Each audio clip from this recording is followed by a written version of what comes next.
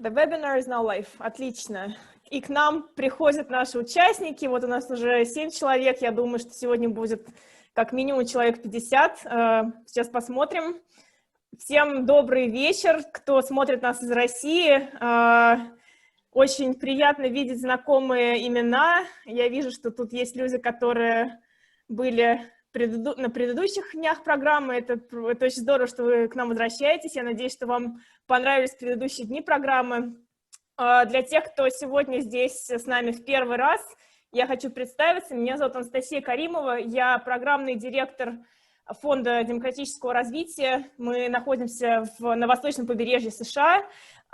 И наш фонд — это совершенно некоммерческая организация, созданная россиянами, которые по разным причинам живут в разных частях земного шара, но очень хотят помочь родной стране, например, привнести разные лучшие практики, знания зарубежные в Россию, поделиться лучшим мировым опытом с российскими предпринимателями, и мы ужасно воодушевлены успехом программы в предыдущие 3 дня. Спасибо огромное участникам за потрясающие вопросы, за то, что вы такие активные.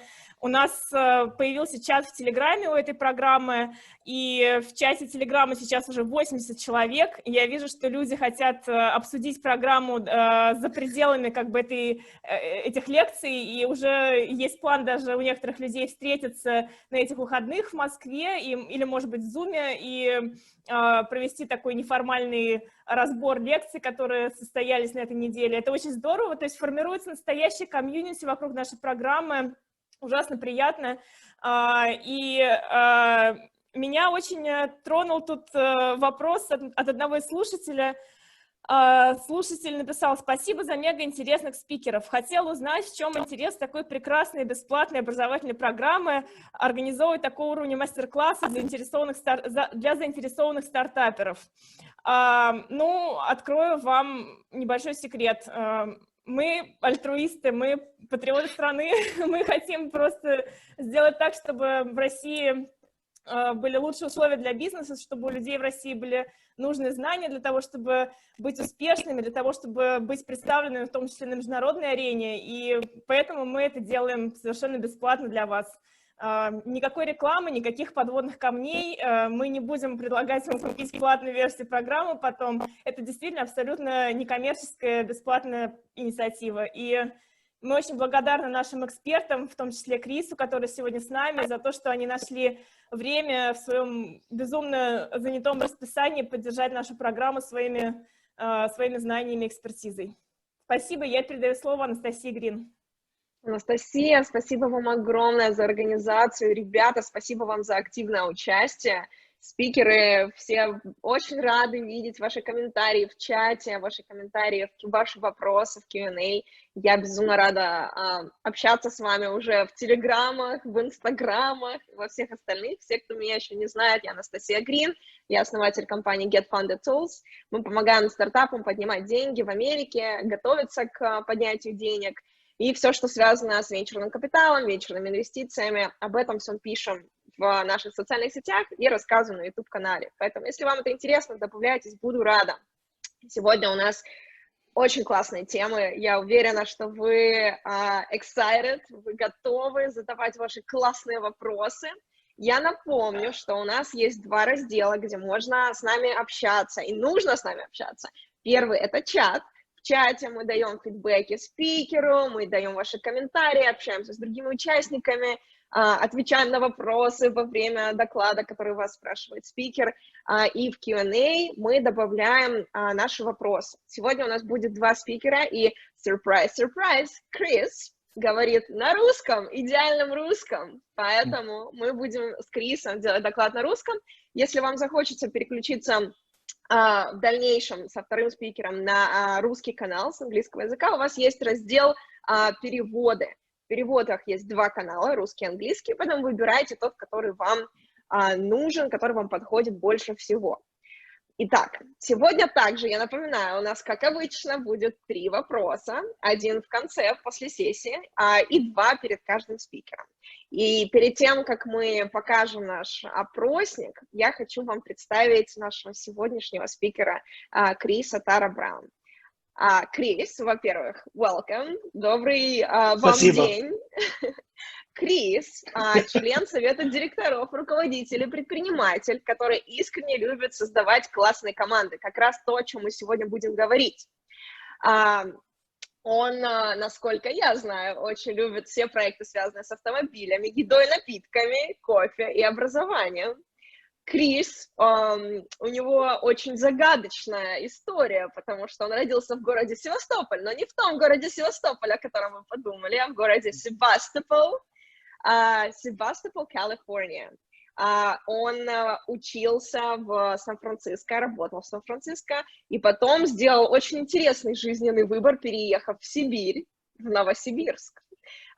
И там же он основал сеть кофеин Travelers Coffee, в которой уже более 100 кофеин в 6 странах. И он, насколько я знаю, был в России 21 год, собственно говоря, поэтому его русский, он вот сейчас все понимает, о чем мы с вами будем говорить.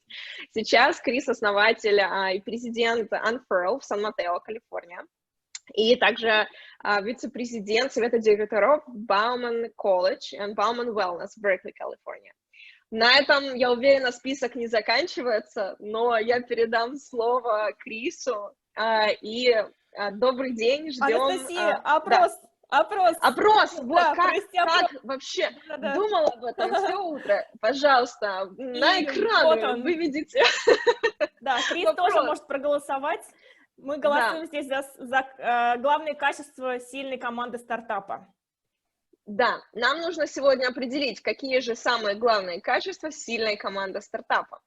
И мы посмотрим, что вы нам ответите сегодня, ребята, и потом спросим, что по этому поводу думает Крис в конце нашего первого доклада. Поэтому голосуем прямо сейчас и переходим к Крису. Спасибо, Настя и Настя. Да. Это был... Знаете, я первый хотел, пытаюсь как-нибудь познакомиться с вами, но это очень сложно через чатами, да. Было бы интересно, мы знаем, откуда у нас представление в России. Из Владивостока, там, Сибири где-то, или как-нибудь там Москва, там, Питер. Кто здесь есть? Я вижу, что один человек вот пишет: My first boss and mentor was Chad German. Hot hello from Siberia. Да, я работал с Чад Германом не меньше, чем 3,5-4 года. Перед этим он ушел из Travelers Coffee, он был один из наших директоров и владелец в парочке. Москва, Амстердам, Казань, Москва, много Москва здесь. Минск, Берлин. Краснодар. Берлин, Краснодар. Вот это великолепно. Тбилиси. Ой, я люблю Тбилиси. Такой город. Господи. Там такая еда вкусная. Казань. Казань, у меня много друзей. Большая община там в Казань. Вот. Ну, это здорово. Спасибо. Ой, Спейн. Бенедорм. Ого. И Тбилиси. Ну вот. Следующий у меня вопрос был. Кто от вас вообще планирует или действует сейчас, прямо сейчас, стартапами? Я же надеюсь, все понимают термин стартап, потому что много людей смотрят. Ждем Казань, там, +1. Плюс значит, что там в стартап, да? Или как вы думаете? Что значит плюс? Да, стартап. Окей. Почему я спрашиваю? Потому что я хотел знать реальность, как называется, наш разговор сегодня. Потому что 49 человек, много из них есть стартап или будет стартап. Здесь важный момент, пытаюсь понимать разницу стартап-мир и вообще бизнес, когда он уже, доверенный или уже начинался что-то и начинал двигаться. Вот, вопрос такового, я из нашем слайде. У нас слайды смотрятся сейчас, наши спикеры. Анастасия, мы выведем слайды. Он mute. момент, меня слышно? Да, прошу прощения, да. Крис, буквально секундочку, мы можем администрировать ваши слайды с моего компьютера, либо вы можете вывести слайды со своего компьютера, как вам удобнее. О, я могу делать там скриншот сейчас. Тогда я могу Ваши там слайды сам нажимать. у нас переведены на русский язык, если что, как вам удобнее. Да, вы должен делать слайды. Да, хорошо, тогда я буду виджеить, буду управлять вашими слайдами, а вы мне говорите, когда переключиться на следующий слайд, ладно? Здорово. Зига, виджей. Да. Так. Ой, спасибо огромное. Сейчас, полный секундочку. экран можно? Да, конечно. Вот так, да. Здорово. Мы говорим о долгосрочный или краткосрочный план старта. Почему я разделил в этом разделении два концепции по формировать команду для старта. Потому что можно следующий слайд, и после этого следующий слайд, уже третий слайд. Да, следующий. Как собрать команду? Это первый вопрос. Вот. А когда ты видишь направление долгосрочной компании, или тот групп, что создают первый команд, будет долгосрочный, или краткосрочный. Поэтому думать об этом два разные вещи.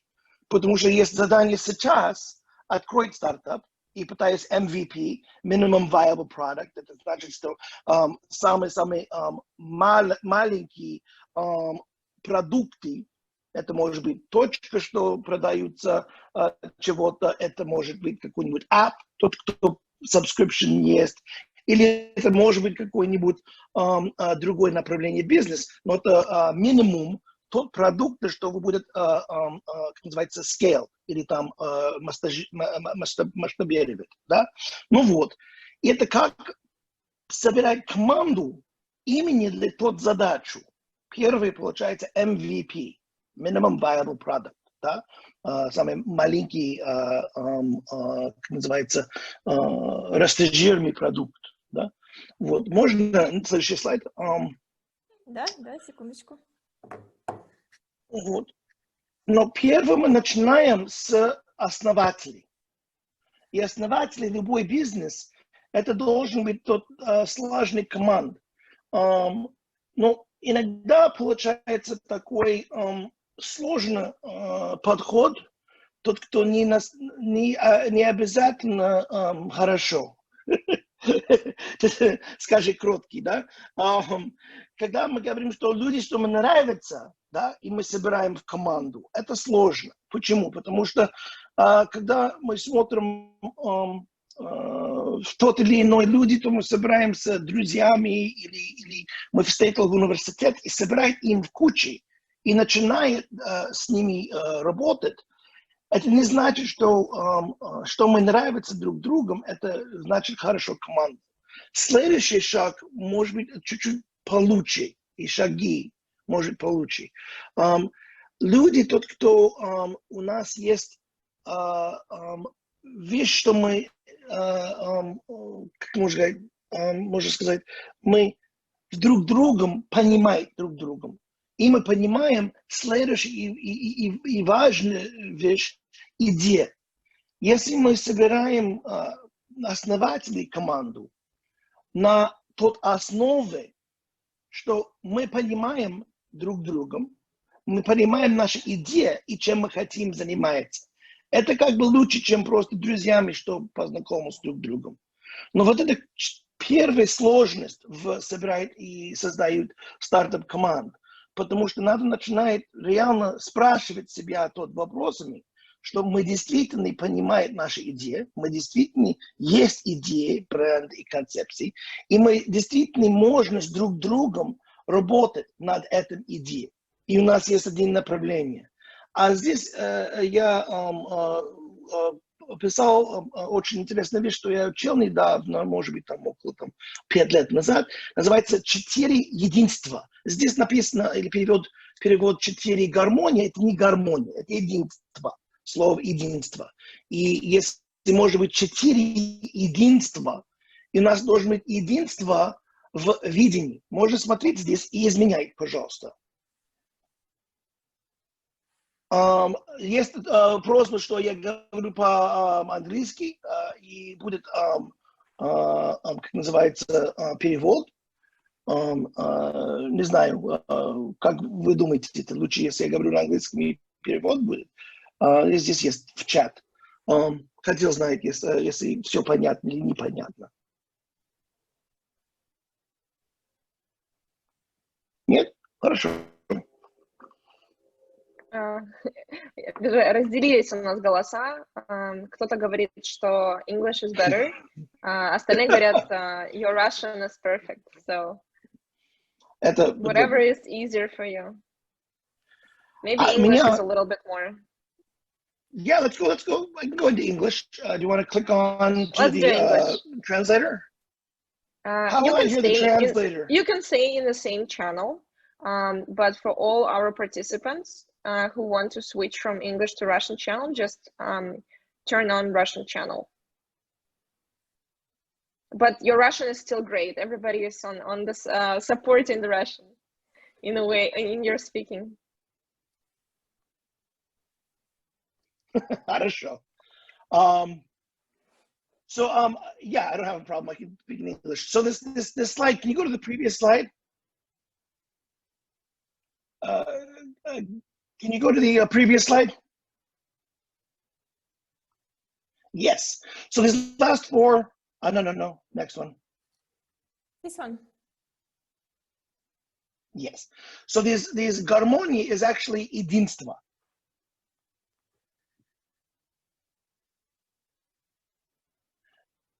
So this first one, and if you write this down, these four unities are actually quite interesting.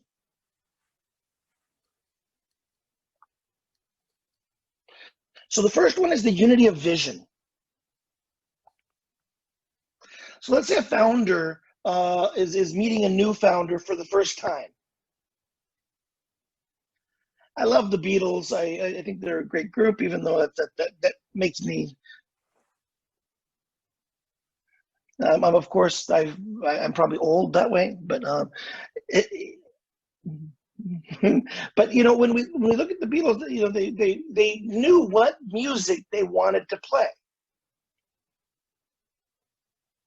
They were specifically in a blues rock category, and then they shifted to pop rock. Many people say they were one of the creators of the category. There was a person named Pete Best, the former drummer, that wasn't able to do that, and they got rid of him. Yeah, and so it's kind of interesting to see that founder concept.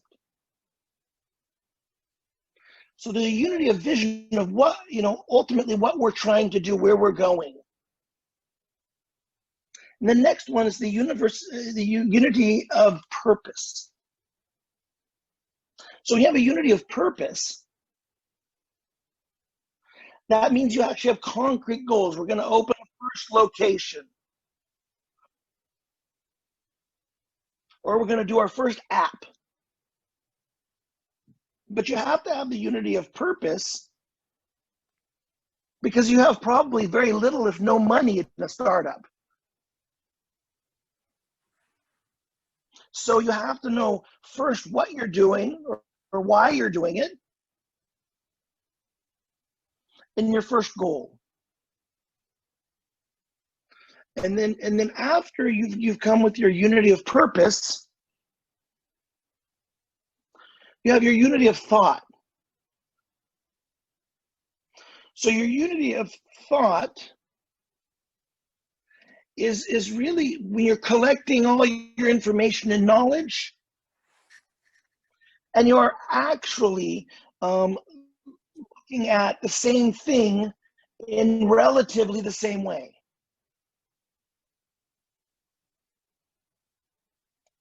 You want to have the team looking at things in the same direction. If you don't have that, there's nothing wrong with having people see things from different directions. But if they're not facing in the same direction, moving in the same direction, if it's not happening in that way, then your team is not able to move fast. So when we talk about unity of thought, that then makes our actions very, very concrete. Because if I have a same vision or a unity of vision, if we have unity of vision. Yeah, vidni. Yeah, and then you have purpose, a unity of purpose, and then a unity of thought. Then your actions become very easy. And everybody understands, yeah, that's why we're doing the next thing.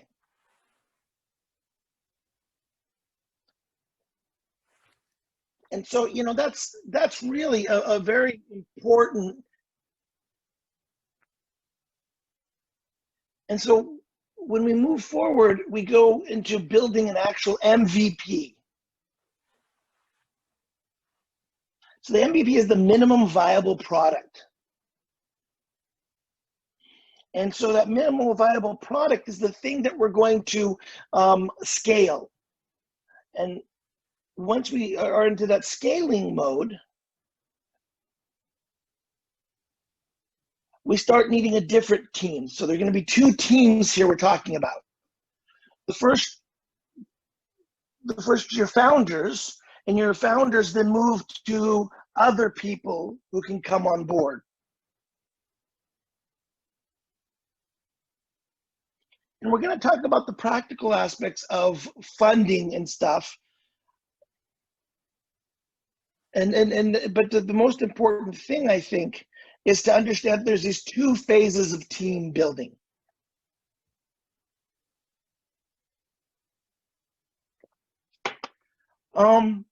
When you start building a team or the core team around the founders, then you start actually needing what's called professional evaluation.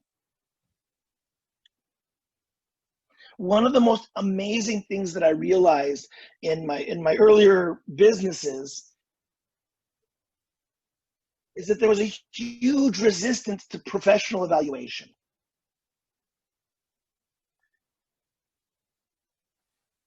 And with understanding that the professional evaluations are not available or not being done by the founders, the problem is they can't do the next step, which is identify the individuals and the team members' blind spots.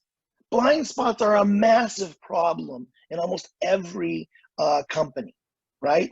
What a blind spot is when somebody doesn't see something, and that's an individual blind spot, and that's why an individual evaluation is necessary. But the next blind spot that really messes up teams is when you have a team blind spot. And the team blind spot is because of a few different reasons. One of which is because there's a lack of honesty in the group, or a lack of knowledge in the group, or a lack of really dedication to learning about their industry. A lot of people don't read and learn and continually exchange information about their industry, especially new industries, right? And a lot of people just say, oh, well, this is a brand new industry, or nobody's ever done it the way we do, so therefore, that doesn't work. You should know the history of your industry from when it first started to what's going on right now on a worldwide level, or you're going to be, useless to the world of business, right? So when we talk about these blind spots, the blind spots are on identifying on an individual level and on a team level, what are our blind spots. Once you have those evaluated, and usually it's best to have a third party, not usually, it's always best to have a third party that actually identifies these things and helps you evaluate yourself. And people just don't want to spend money on that. And they don't realize that this is the future destruction of their businesses by not doing that. Once you got those, then you know how to put your team together to compensate for the blind spots. So what many people say is this next thing right here where it says, what we need, we can't really afford. So this third point here is, we can't puzzle it, right? We can't take the money. We don't have the money, or we don't have the ability to do this. One of the biggest issues of startup, which helps later on in life when you're creating a larger business, is the ability to do what's called utilization. Utilization is a very powerful tool, and many people don't want to do this because it's so much easier to just hire somebody and pay somebody money. But regrettably, utilization is necessary because it gives you the ability to not only control what you're doing, but actually see kind of the details of what you're trying to do. Utilization is you take whatever is around you, right? Whatever you have in front of you, right? And you utilize that to get to your next goal, right? And if it's something that you really need that you don't have with you, you then go to the next stage, which is the capital versus Vupla, right? So it's capital versus, or equity versus pay. If you need something enough, like an IT person or a software person, or a developer, right? Any of these, code, developing, IT, whatever those things, and you're just an entrepreneur and you've never done that before. What the reality is, you have to come in and you have to say, hey, we got to cut that person in, right? 10% of $1 billion company is a lot more than 100% of a $20 company, right? That's obviously the pie, the little piece of the pie of a big thing is worth much more than an entire pie of a smaller thing, right? So I think that's an important kind of thing to realize, is those third and fourth points, which is really, you need to understand that if you can't afford something and you need it, you need to find a way in which to be utilitarian and get out there and find family, friends, or whoever, who can help you with those things, especially evaluations, especially with understanding, who you are as human beings and what you need for your business to go to the next level. And then the next thing is how you're going to compensate those people who are helping you, and you might have to cut them in on equity. The reality is, don't be greedy. One of the biggest problems for any business is greed. I know that all too well from my business experience, both personally and with other team members. Anyway, now the next question is, how do you build a team with, little or no money? And if we can go to the next slide.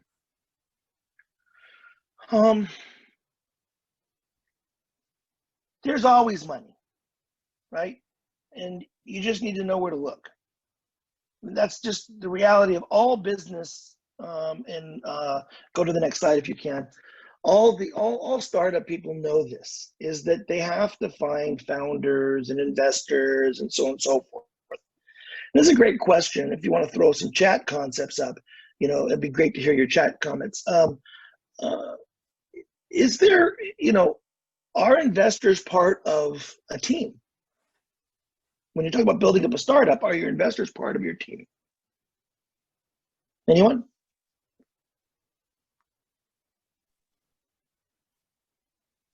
I got one dot. Yes or no. I got a niet. Oh yeah, you can see the chat.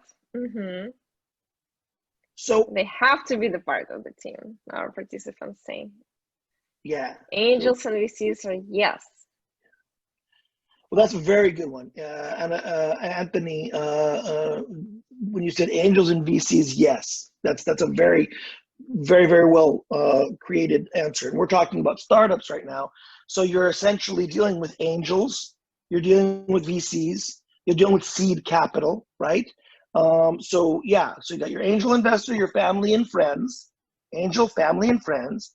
Then you have seed capital, right? And then you have VCs. And to kind of break this down, for me, breaking it down into, the zadacha, the tasks, right? With your family and friends, your first thing to do is build a team, right? You're building a team and you're getting a group of people that can actually do the thing that you're doing, right? We just talked about that.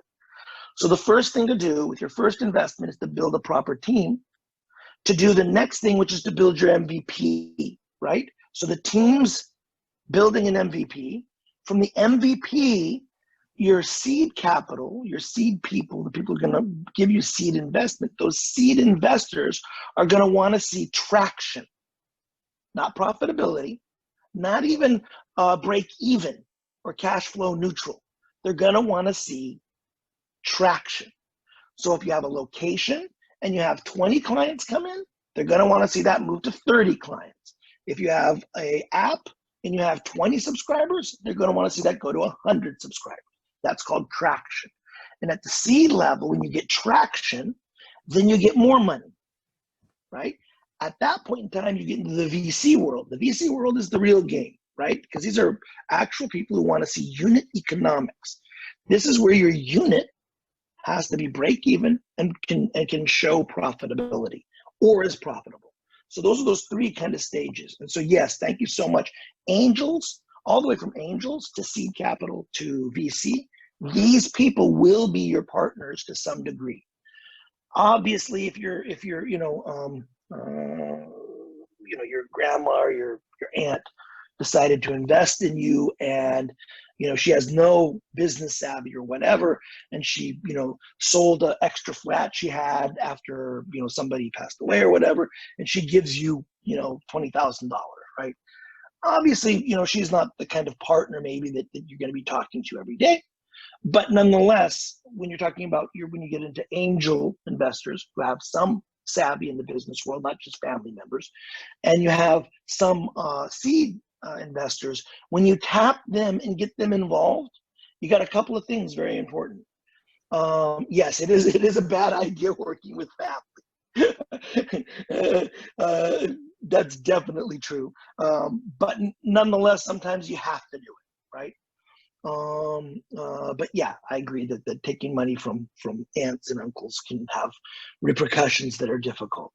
But yes, thanks for that chat. But I think what's really important here is that when you have these investors that you tap into and you work with and you utilize their expertise, you got a couple of good things that come up. One of which is they can come up with some good ideas. Second of which is they're engaged and they're talking to their other friends who, investors usually have money and they hang out with other people who have money. So the more that they're feeling like a part of this, if you're giving them constant updates at once every 2 months or 3 months of what's going on in the company, you can tap them individually for more financing, or they can talk to their friends about financing. This is a very, very important part. That's actually one of the most difficult things that most entrepreneurs and most startup people really, they say they hate looking for money or getting investment or doing this or that. You got to love it. You got to love raising money. If you don't love raising money, don't start a startup. Just plain and simple, do not start a startup if you're not interested in going out and busting your butt and getting money. You got to do it, right? That's just part of the reality. So next I would say, let's go on to the next slide.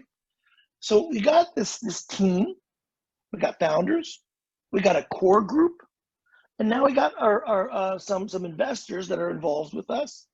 Now the question is really, what gets in the way? So we're building a team. So our subject today is the team. It's not the MVP. That's a whole totally different discussion about how to get traction and all that kind of fun stuff. That there's a lot more information in that area. This is what some people call a soft skill or the HR skill, which is building the team, which many people are coming around to, that building a team is the more important thing than the actual product, because the human being makes the product, right? So I agree with that. So what gets in the way? If we go to the next slide, that'd be great. What does get in the way is really a series of things, right? There's crisis and victory, and that's just the nature of business. One of my partners said business is a contact sport, right? So if you can't take it and hit, then you shouldn't be in business, right? if you can't take getting tackled, like in football, or you can't, take a punch, like in boxing, then you probably shouldn't be in business. That doesn't mean we should be punching each other, right? I'm not promoting that. Crisis is that there's the external world that's always hitting us. There's always things going on. There's the oil prices that make the ruble rate go up, right? And this is a pain. It's difficult, but it's part of business. If your founders and your first initial team especially aren't able to go through crisis and then have victory together and understand and be as positive as possible during a crisis, then it's very difficult to go through these stages. So you have to understand that crisis and victory are necessary components of all business, of life. Actually, it's a spiritual reality. And then the thing is compromise. Okay, so there's this translation right here. Обсуждение. Обсуждение is actually consultation, консультация, right? It's actually a higher form. It's not discourse. It's not обсуждение. It's консультация, which means, as far as I understand from the word, maybe in Russia I could be wrong about the nuances. Консультация это когда мы стараюсь уточнять без какой-нибудь I'll go back to English. Sorry about that. A consultation is when we're looking at something dispassionately, not with some sort of agenda, hidden agenda, or otherwise. We are looking at an issue with truly trying to understand the truth of it, right? Understanding what it means. What's the future if we do this decision or that decision? That's called consultation. Right? And then it's not compromise. Compromise is actually a very, very difficult thing. And I don't think that it's compromise. It's very different when you're having a conversation with a landlord and he wants $6,000 for rent and you want $4,000 and you end at $5,000. That's a different discussion. That's negotiations, what that is, because there's two different parties. When you're in one team, you should try to watch out for having different parties, because then you have different factions and you don't have trust, and trust then weighs down and you're not able to move forward. So the point being here is that you want to consult until everyone has a unity of vision, right? Or most people do, right? So this unity of vision, this unity of purpose, this unity of thought, this unity of action is the thing that keeps the team together.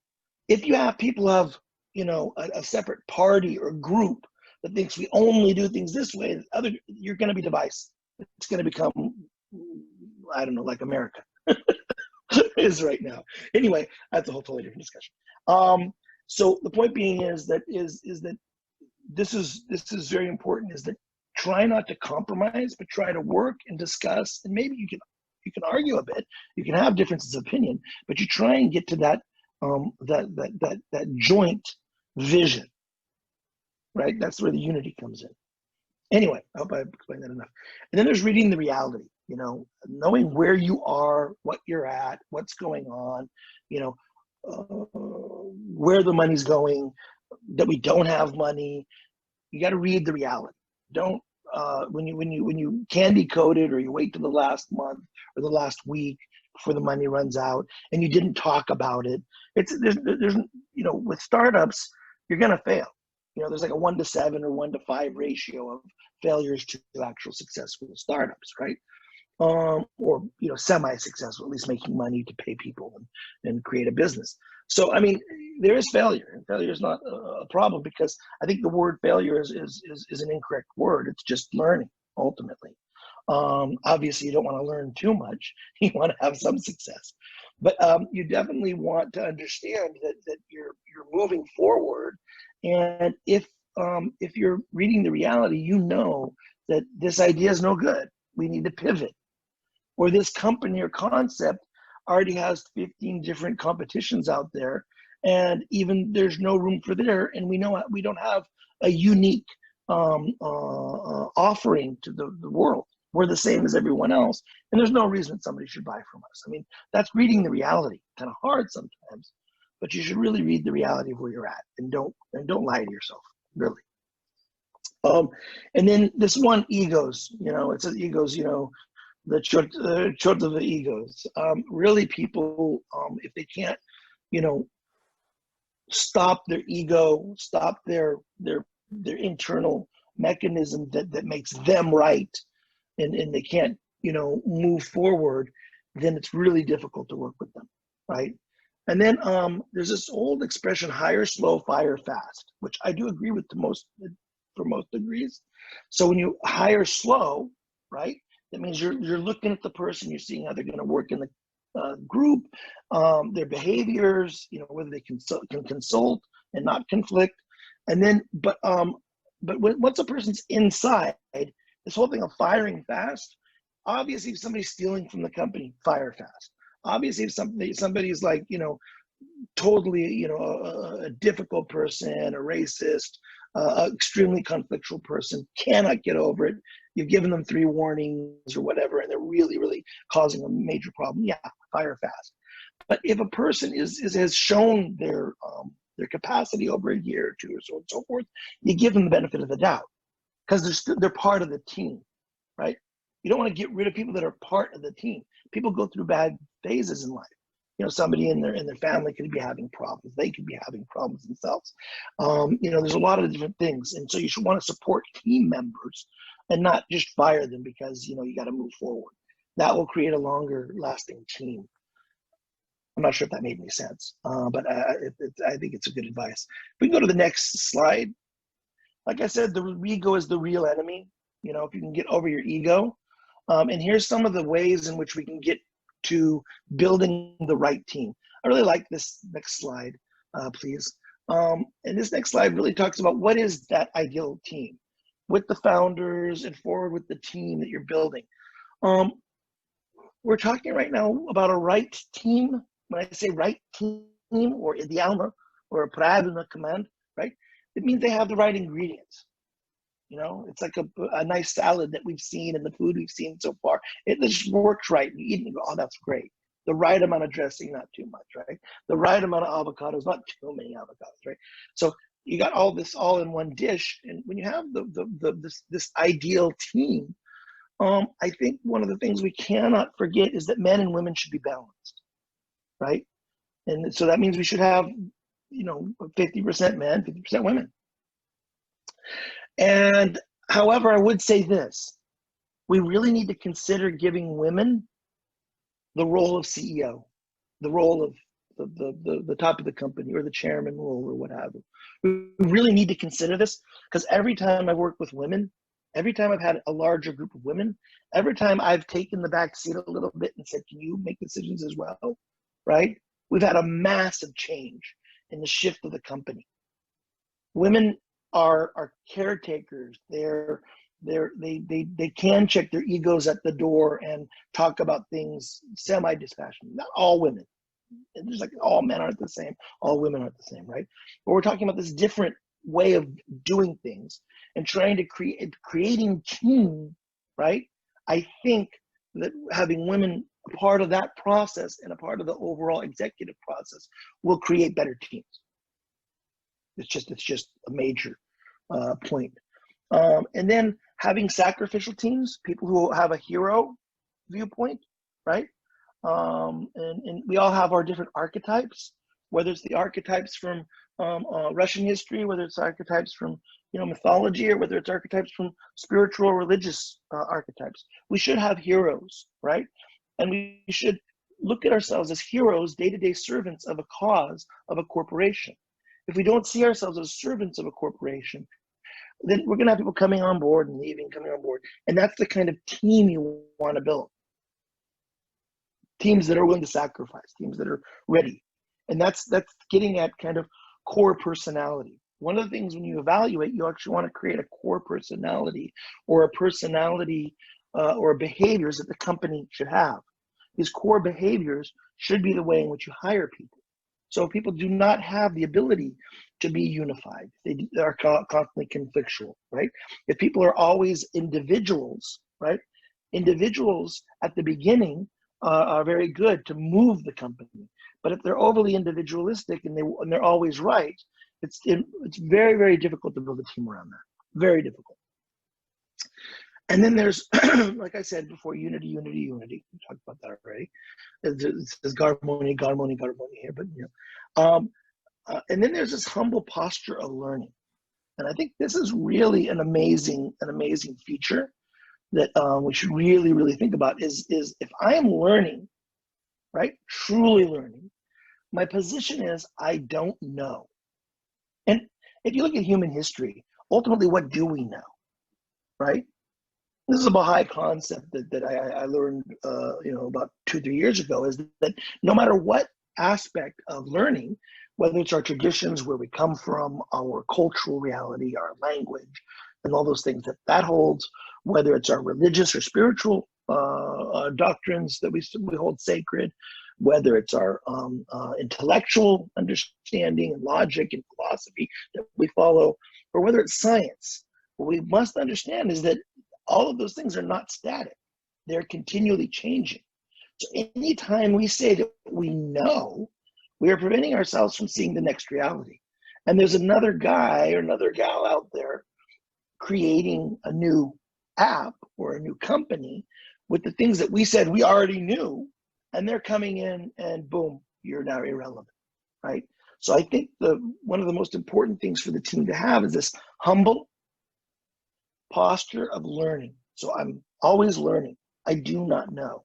I think it's this. It's great, maybe this, but I don't know. So that's pretty much what I had to say for today. I think it's the end of the slides, and I'd love to open it to some questions and answers. Thank you so much, Chris. Let's see the results of the poll, right?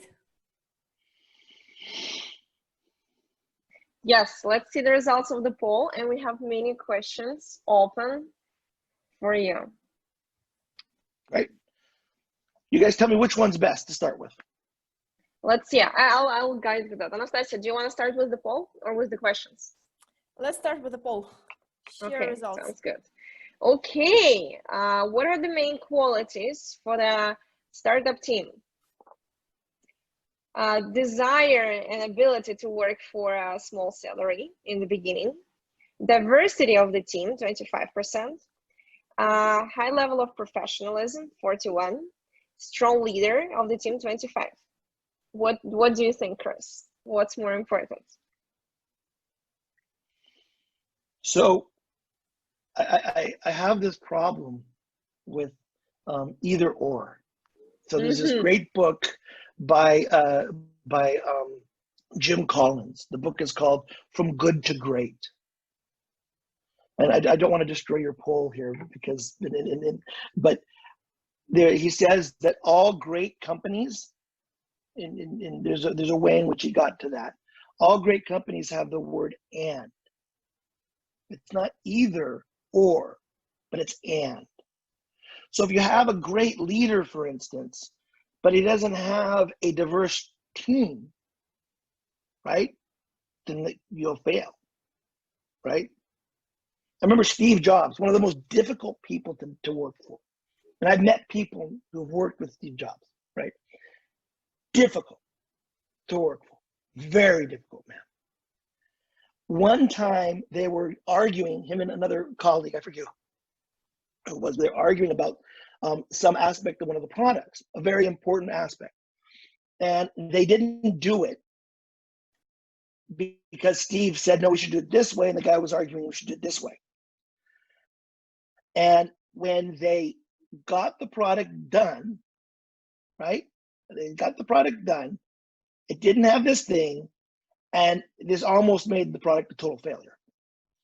And Steve stopped the guy later in the hall and said, you son of a bitch. Why didn't you convince me that I was wrong? I've heard stories like that with the strong founders. And this is difficult because with a strong founder, it's very difficult because you're like, oh my God, what do I do? What do I do? I don't want to lose my job. Always the worker is concerned about losing their job, right? They're concerned about getting the thing done and not losing their job. There's these two different things. So as founders here, startup founders, because we're talking with people who are starting up businesses, if you're founders, right? If you can create trust in your organization that if you come head to head with me, right? If you can educate your people coming head to head in a discussion, there's certain things that you do, you know, alone with the founder.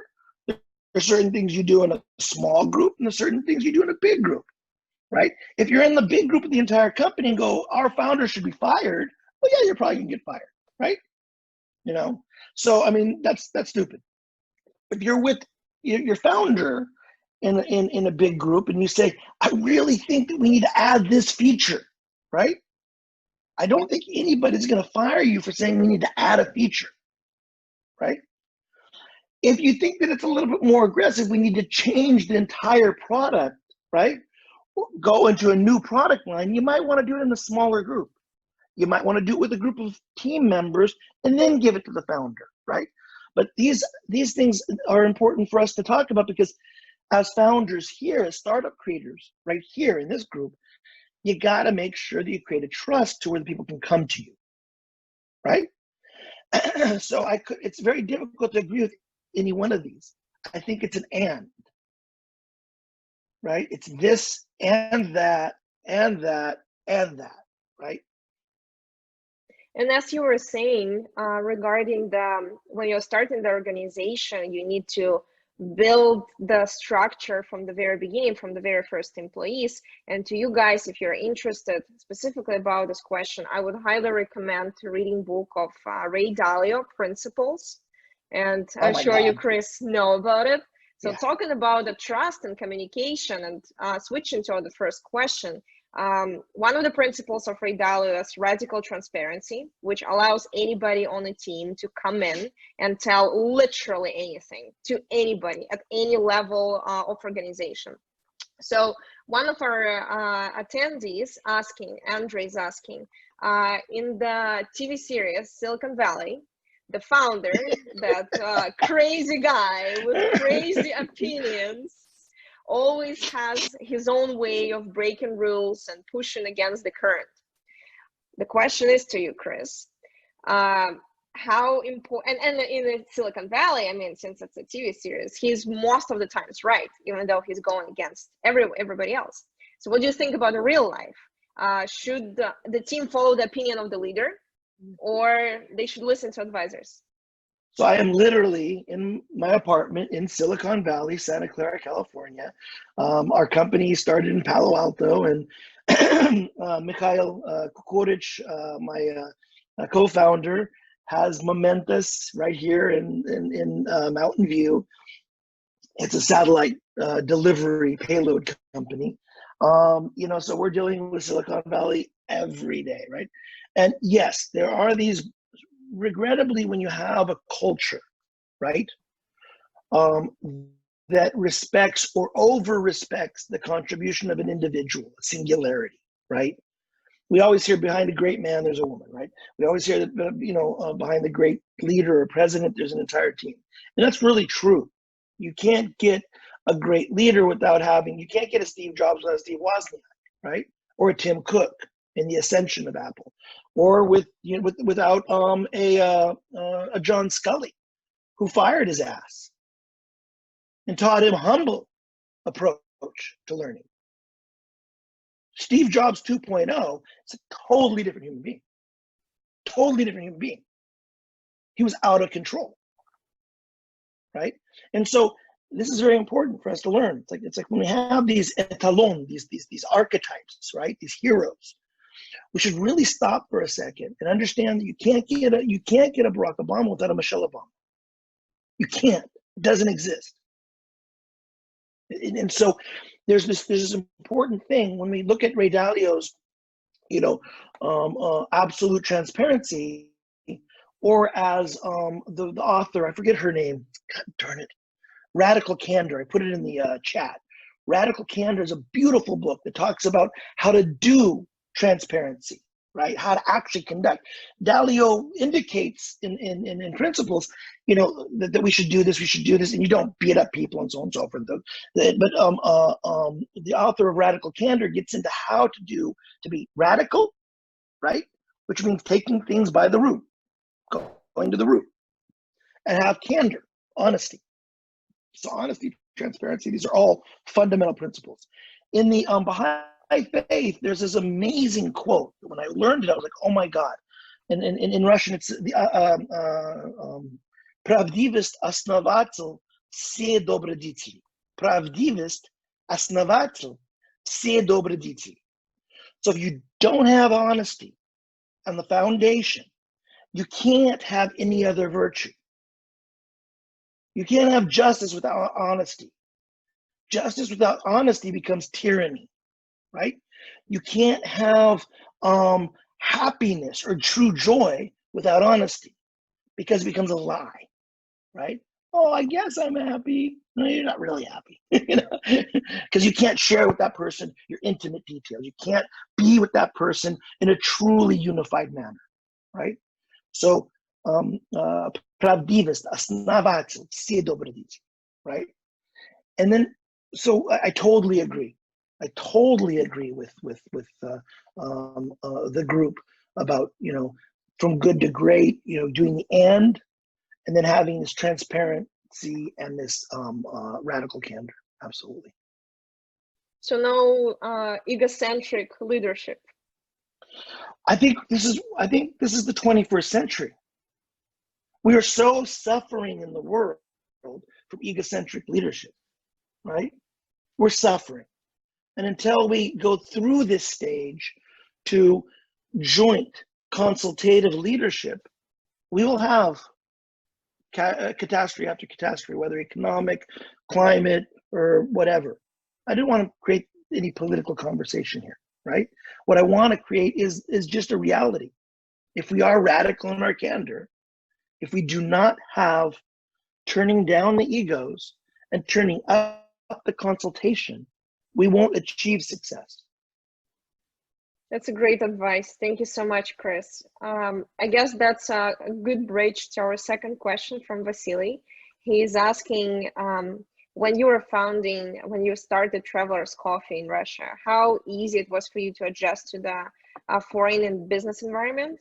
And was the team a crucial part in the success of this initiative? The first thing I had, this was one of my aspects that made it easy. It made me able to do business in Russia, and it was one of my blind spots. And it was first and foremost that I loved Russians. I really loved Russians. I was actually going to live in China in 1994. I went on a 5-week trip from Guangzhou to Harbin, and I went. You know, I stopped at I stopped at Shanghai. Then I stopped at where was it before? Guangzhou. I was there for a while, and then finally Harbin. And then I realized that you know China's nice, but I didn't have this. I didn't get into the culture, right? The people. On my first day in Russia, it just took me. You know, it was years later that I found out there was this Ruski dusha, right? There's something there that was very powerful and very awesome. And so I really fell in love with it. So that was all the problems with Russian business, which is problems with business, you know, in most places. There are some nuances, very big nuances. But that was how I was able to, because I really loved the people I was working with. I really loved the culture and the place I was in, right?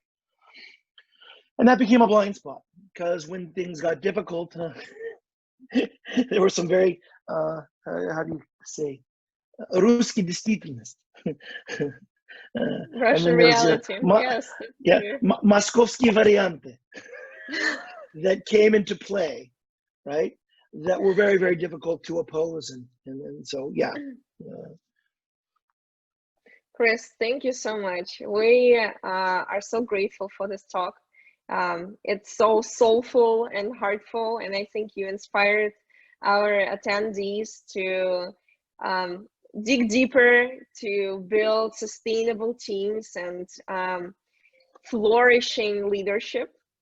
And I hope now, if they will have a choice between being a Silicon Valley from Silicon Valley episode type of founder versus a new generation, 21st century founder, they will remember your voice in their head and they will make a right choice. Thank you so much. Крис, спасибо Thank большое. you, guys. Спасибо вам большое. Tien, good to meet you. Nice to meet you too, Chris. Pleasure. I'm going to be Thank you, jumping Chris. off, not because I don't want to see Tien's presentation, but I have to go do some other things. Okay. Of До course. свидания. Thank you. Have a beautiful day. До свидания. До свидания. Bye-bye. Tien, hello. Hi. Thank you Hi, so much for guys. joining us. Thank you. I Thanks for will having me. just make a quick introduction for our attendees, and I will get back to you literally in a second. Ребята, спасибо всем еще раз за ваши вопросы нашему предыдущему спикеру, и готовьтесь к следующему докладу. К нам уже присоединился Тьен Вонг. Я сейчас буквально через минутку расскажу вам о его бэкграунде. Напоминаю вам, что у нас есть чат, куда можно писать все ваши комментарии, у нас есть Q&A, куда можно писать все ваши вопросы.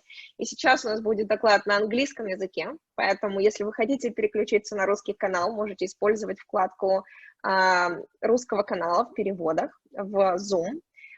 Также ждем ваших вопросов, и, пожалуйста, давайте посмотрим на наш второй опросник. Итак, какие же у нас ключевые факторы, которые способствуют формированию качественных предпринимательских экосистем? Tien, we are asking our participants, what are the main factors that are that are important for building quality entrepreneurial ecosystems? And then they have many options, and we will get back to them when after your talk. Okay. So for you just to know what's going on. И, ребята, Тьен Вонг, я, опять же, очень humbled, очень рада его представлять, потому что у него безумно широкий опыт от того, чтобы быть CEO, быть бизнес-ангелом и инвестором в больше, чем 25 компаний на ранней стадии, и также быть самим технологическим предпринимателем. Тьен является председателем и CEO Opus 8. Это инвестиционная и стратегически консалтинговая компания. Сейчас они специализируются на поиске финансов для фондов, для альтернативных фондов, и работают с несколькими ключевыми технологиями, с финтеком, финансовыми технологиями, технологиями в real estate, в недвижимости, в health tech, здравоохранении и в маркетинге. Также Tien, как я уже сказала, сделал больше 25 инвестиций в венчурных фондах на ранних стадиях развития. Среди них Parature, продана Microsoft за больше, чем за $100 миллионов. Transactions, продана MasterCard, Data RPM, продана Progress Software, LiveLook, продана Oracle, TerraCycle, Topbox, и список может дальше продолжаться. Более того, Tien создал Big Idea Connect Entrepreneurial Forum для предпринимателей. В нем сейчас уже больше 20 тысяч участников. Все это основатели бизнесов, CEO компаний, инвесторы и венчурные предприниматели, а также руководители крупных корпораций. В общем, как вы поняли, перед вами замечательный спикер, которому можно задать просто миллион вопросов, поэтому давайте бросайте ваши вопросы в Q&A, голосуйте быстренько в опроснике. И Tien, welcome. Thank you so much for being here. I just mentioned briefly your bio, but I don't think we'll have enough time. We can spend the entire hour just talking about your investments and your experience. So I'm looking forward to your talk and giving the stage to you. Thank you guys so much for having me. I really appreciate it. I guess I'll talk a little bit about, I'm not going to spend too much time on my background. I think you guys have the bio, and I appreciate the introduction, even though I do not speak Russian.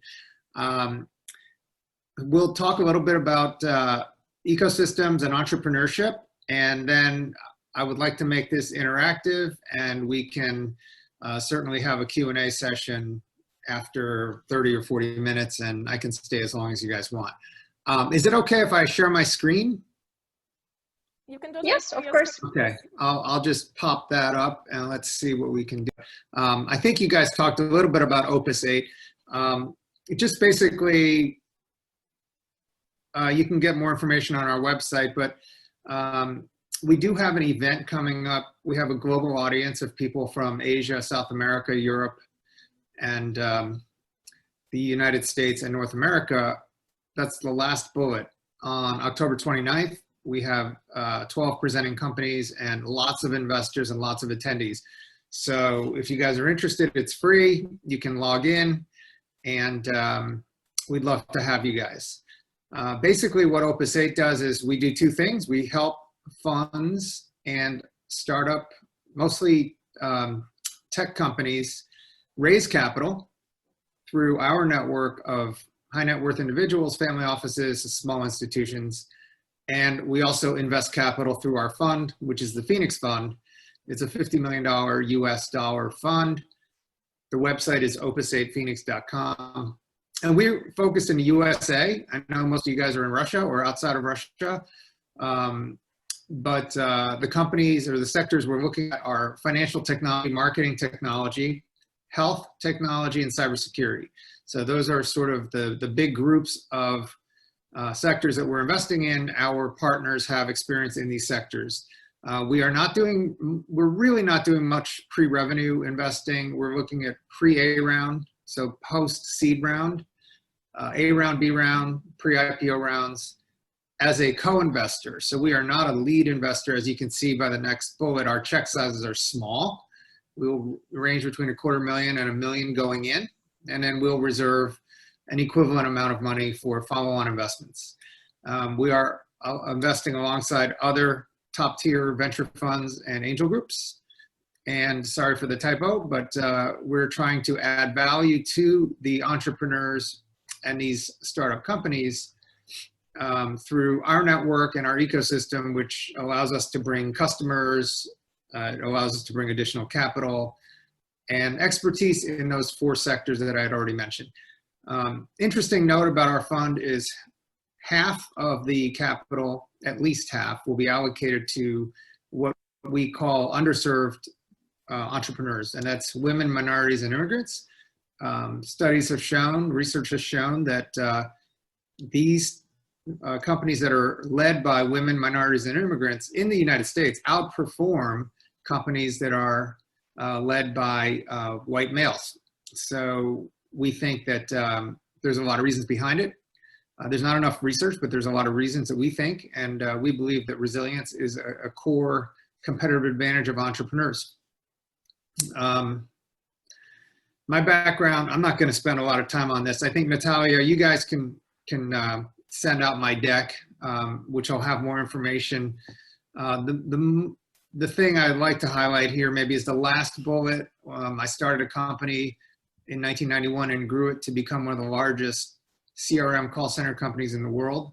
I think we were top 10 in the United States. We sold to a public company, but it was basically three guys in a garage. We funded the company with credit card debt. We built a business that wound up serving some very large, successful companies like Microsoft, Sprint, Nextel, Merck, Nestle. And we, along the way, raised 3 rounds of capital with a company called Allied Capital. And we wound up selling the company to a public company in 2003. And to give you an idea of our growth, we started the business in 1991. So it took us 4 years to get to 3 million in revenue. And then over time, we built the business. We sold the business in 2003 when we were about an $80 million company with 2,000 employees. And the company then exploded under ACS, which was a publicly traded company that wound up being acquired by Xerox. And Xerox then grew the business further. And the business now is about $2.5 billion. It's been carved up. So there's a company called Conduent, which is a publicly traded spinoff of Xerox, as well as Xerox. But a lot of the company and the stuff we built back in the late 90s and early 2000s are still in place. So, you know, this is a good testament to building good foundations, because if you can build a good foundation for your business, it'll stand the test of time. So Natalia asked me to talk a little bit about entrepreneurship, both in the US as well as in Silicon Valley specifically. And, you know, I think we're very, very lucky to be in the US, given everything that's going on in the world and around this country. As I'm sure you guys are aware, we have, you know, three major problems happening: social, economic, and health. But I think we're lucky for a lot of reasons. On a global basis, the US has a very good macro ecosystem. So, you know, I was thinking about what makes a great ecosystem, and I think it's really 5 major things. Availability of capital, critical. And that capital means, you know, venture capital, obviously, but also angels and wealthy individuals, people that will give you seed capital to start a business. Talent, because as you grow a business, you're going to need to have access to top talent, whether it's engineering talent, coders, management, mentors, people that'll help guide you. I think the third thing is culture, and the U.S. has a very good culture. You know, this is a country that was started out of the ashes of desperation and stress from Europe, and I think it carries forward. You know, there's still a lot of individuality and independence in this country, for better and for worse, of course. But if you look at the various countries around the world, the most successful ecosystems are ones that have a culture that fosters creativity, entrepreneurship, innovation, and having that kind of culture is critical, because that's the DNA of a community. We'll talk a little bit about the Silicon Valley culture and the elements, I think, that have really made it a unique place in the world. Educational institutions are very important as well. In fact, institutions of any kind. Here in Washington, D.C., where I'm located, we have the government. We have a very robust biotech industry here because of NIH, the National Institutes for Health, as well as all the research that goes around in the Food and Drug Administration, et cetera.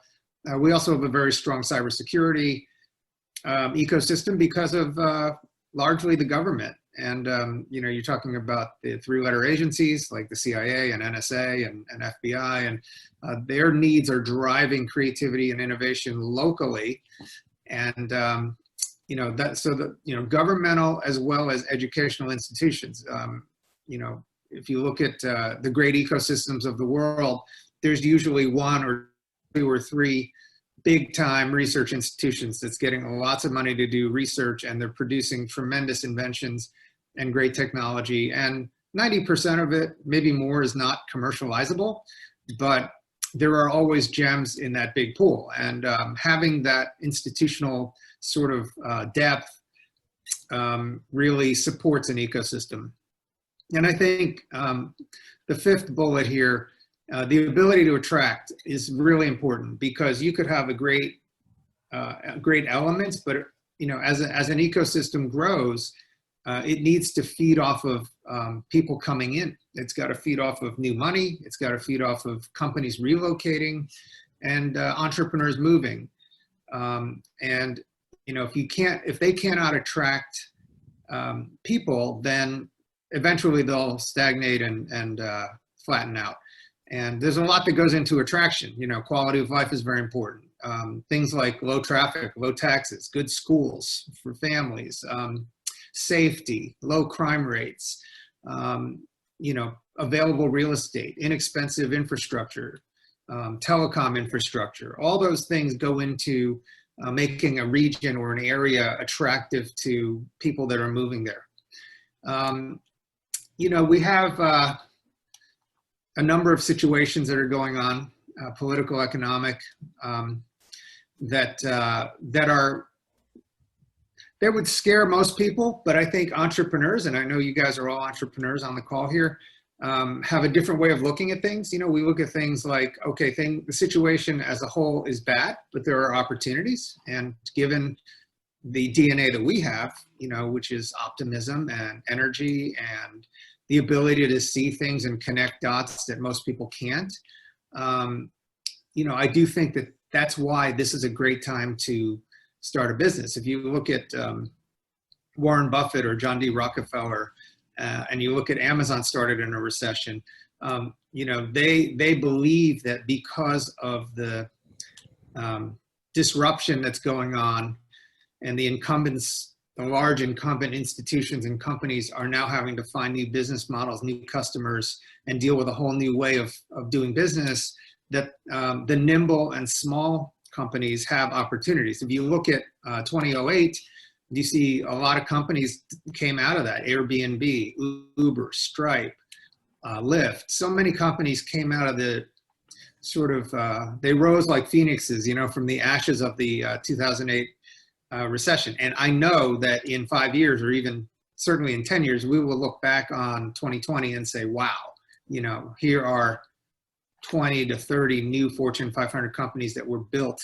in a very short amount of time after 2020. And so this kind of disruption is bad, I think, in the short run, but it leads to better things in the long run.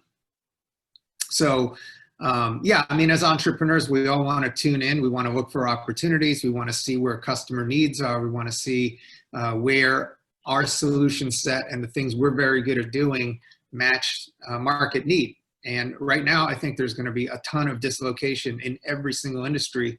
So again, I think that this is a tremendous time to be in business for yourself and to build businesses.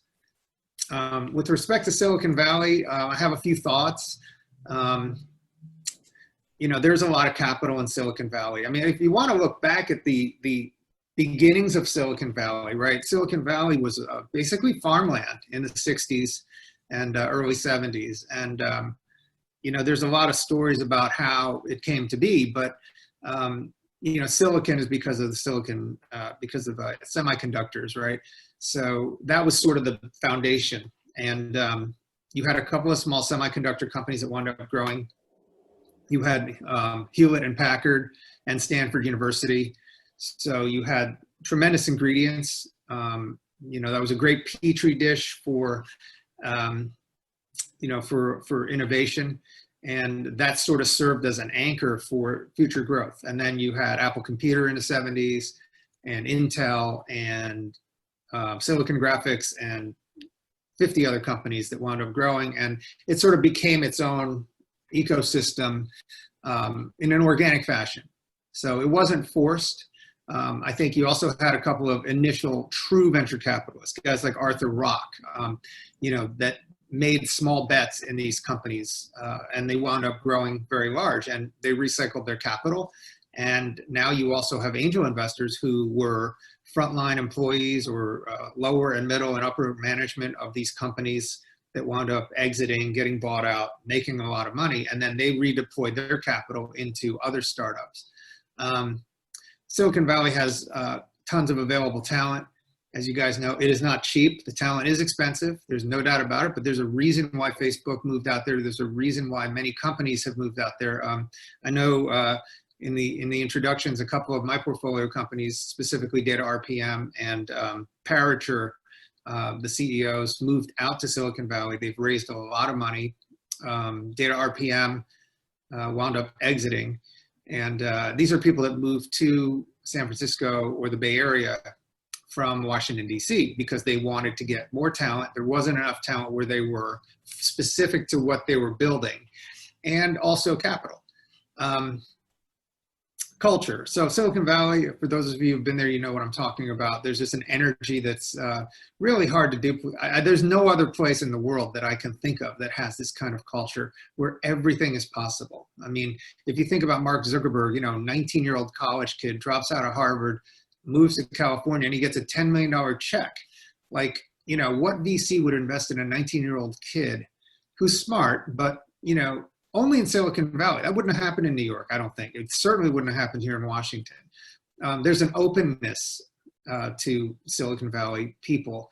In fact, if you have a good idea or a good reason, anybody in the Valley, any billionaire will take a meeting with you. You know, that is unusual, you know, I think. people there are collaborative and they're optimistic. They're looking to help. They're looking for ideas to, they're looking for ideas where they can work together. There's fierce competition. There's a lot of ego and all the other stuff that goes with it. But for the most part, you know, people in the Valley are very collaborative. I have experienced that firsthand, and also a number of companies that I'm aware of have done that as well. And I think that when you go to an ecosystem, when you go to an ecosystem where you feel welcome and people want to help you, and you want to, you know, there's a spirit of collaboration that is only additive to what you're trying to do. And then Silicon Valley has something that no one else has, which is the best history of technology and business success. There's no other place in the world that has that track record. The social proof is there.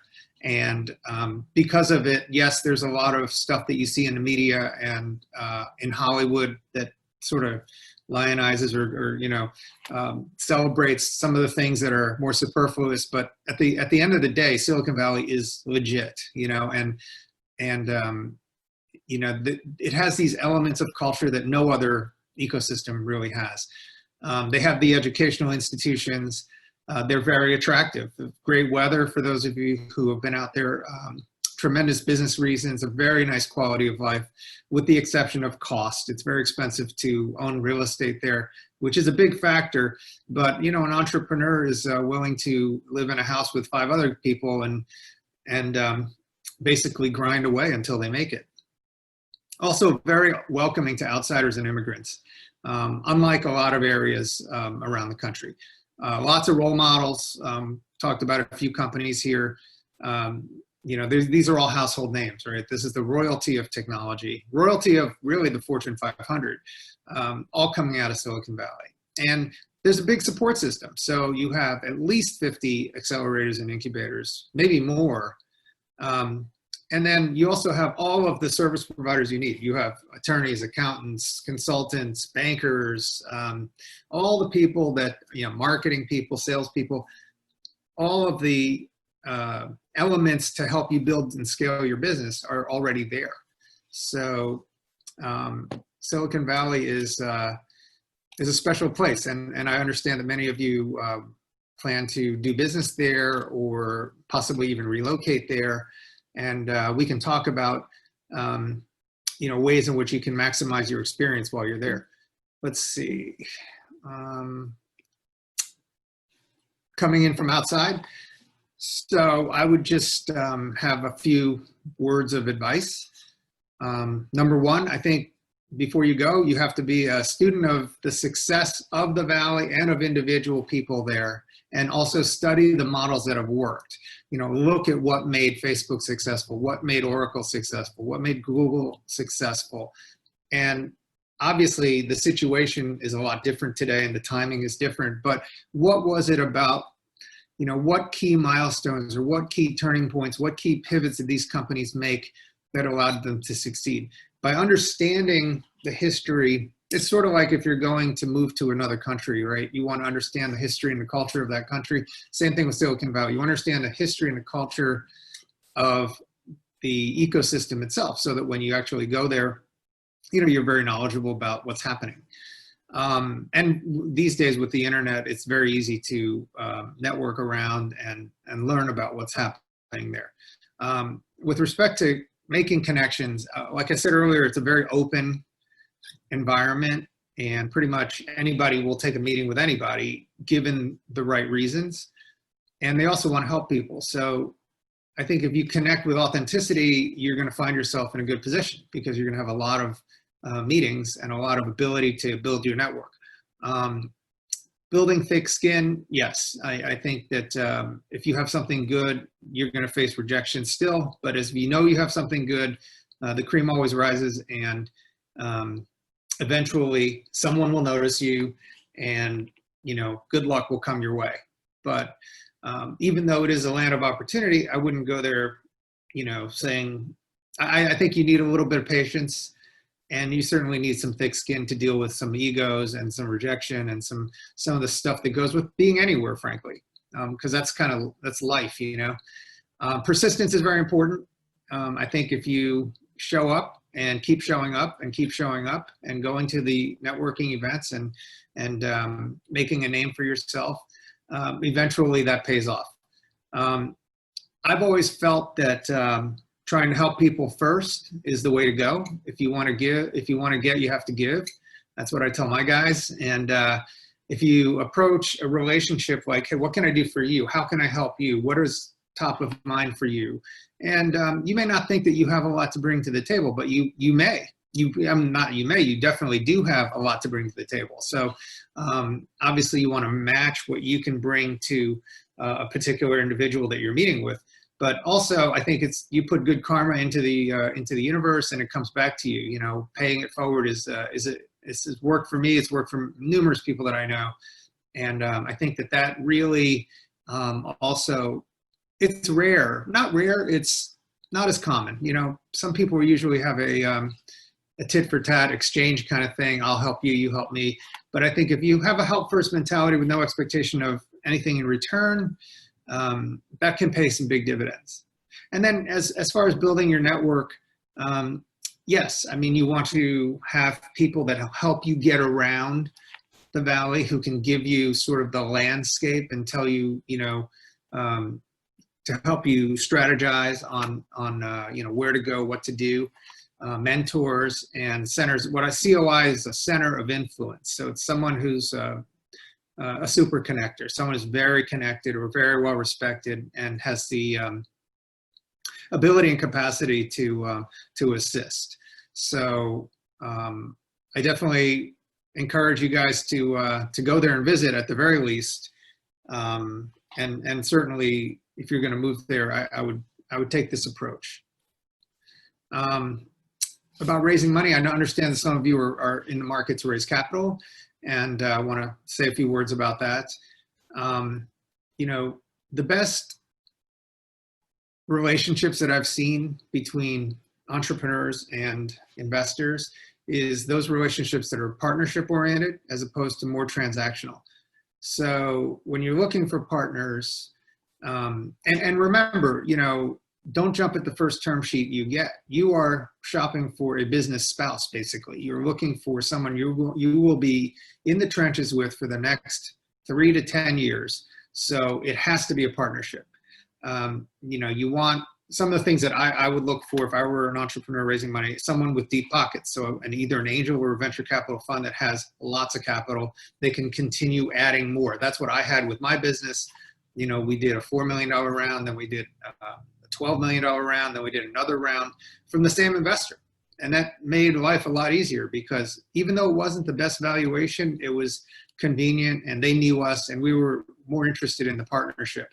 I would definitely want money from someone who understands my space as opposed to someone who doesn't, for a lot of reasons. They're networked, they're connected, they can help you with customers, they understand your pain better than somebody who doesn't understand your space and they start asking wacky questions or giving you advice that just doesn't make sense. And they don't have the empathy level when you know, when hard times come. You want an investor with a track record. So an investor who has preferably been through what you've been through as an entrepreneur and preferably in your space. Also someone who's invested a lot. You know, they don't do one deal a year, they're doing 10, 15, 20, if you're an institution, deals a year. So they understand the nature of investing. And then partners who have operations expertise are always good, as opposed to a straight up investor with money. You know, I mean, smart money is better than dumb money, if you will. One thing I would say is, you know, you're an entrepreneur looking for capital. So when an investor shows interest, it's very easy to say, hey, yeah, let's go, you know, but I think you have to be very thoughtful about it and stick to your guns. You know, you should be very, very deliberate and very selective about the investors that you wind up taking. You know, raise more than you need. So a lot of entrepreneurs I see are saying they're going to raise X dollars, you know, and it's not enough. It's not enough in my mind because things take too long. things never go according to plan, right? So I would say, think about what you need and double or triple that number, because that's the reality of life right now. Especially when you're selling, trying to get traction, trying to build a product. The product always takes longer, always costs more. It takes twice as long and costs twice as much as you may think. So you want to have more money, because the last thing you want to do is raise money and then 3, 6, 8 months later have to go raise more money, because raising money is a full-time job and it takes you away from building a business. It takes you away from building a team, building a product, building and getting customers, and that's a big distraction. Investors, yeah, they're greedy, right? They're in business to make money, so they want big markets, they want great teams, and they want to know what your special sauce is and can you execute. So make sure that when you're pitching an investor, these are things that you're highlighting. Huge market, you have an awesome team that can execute, and you have something that's special and different. Of course, you have competitors, but you're going to beat the competitors because you have something that's really different. And venture capitalists, I think, are investors of last resort. Why? Because the minute you take money from a VC, you have a 50-50 chance of being fired within 3 years. And if you don't believe me, go look at the numbers. You know, go look at any VC in Boston, California, whatever, and see all the portfolio companies they've invested in, how many of the original CEOs are still there. And the reason a lot of these CEOs get fired, or they get, you know, kicked up to be chairman or, you know, chief strategy officer or whatever, is because they can't execute to the timetable that these VCs want. They will put you under a lot of pressure and a lot of stress to execute on what they want. What they want is they want to maximize short-term returns so they can show their limited partners, who are their customers, and want to show their limited partners results so that they can go raise a bigger fund. Like the VC business is all about raising funds, right? You raise a fund, then you raise a bigger fund, you raise a bigger fund. And in order to reverse engineer that, sort of getting to be a monster fund manager, you have to show early success. And then persistence. You guys know that, you're entrepreneurs, so there is a lot of money out there. So like I said, I would not take the first term sheet. I would shop hard and look for, you should have a list of criteria of what you want and stick to it, and also treat it as a sales process. It's not something that can be done without heavy, consistent, forceful application of a process and just work, so raising money is very hard work. Advice for entrepreneurs. I do not know how experienced you guys are, or whether you guys are first timers or serial entrepreneurs, but I always tell entrepreneurs, especially the younger ones that I work with, they're like out of college or out of MBA school, and they want to know, what should I do? What kind of job should I take? And I say, my answer to them is surprising, right? So it's not go to Goldman Sachs. It's not go to McKinsey. It's get a job selling. Because if you learn how to sell, that means you're learning how to convince someone to do something. And that works for life, whether it's a spouse or a child or a friend or a boss. If you can influence people and get them to, if you can convince them to do something, in the case of a customer, to part with hard-earned money to buy your product, then you are at a huge advantage over most people out there. True product market fit is sort of, if you have a Venn diagram of two circles, one circle is what are you really awesome at doing? And the other one is, where are the big pain points in this sector that you're in? You want to try to find that matching area where your tremendous skills or your solution or your product matches with that huge pain point. Pain point has to be huge, and it has to be painful. So investors and even customers don't want to buy vitamins. They want to buy aspirins, right? There's a difference between an aspirin and a vitamin. So whatever you do, make sure you are selling an aspirin, because a vitamin's a nice to have, but a lot of people will say no. Self-awareness and awareness, situational awareness, critical. I think that you see a lot of entrepreneurs that do not have that, and it hurts them. It hurts them in their ability to sell. It hurts them in their ability to bring on great people, which is also selling.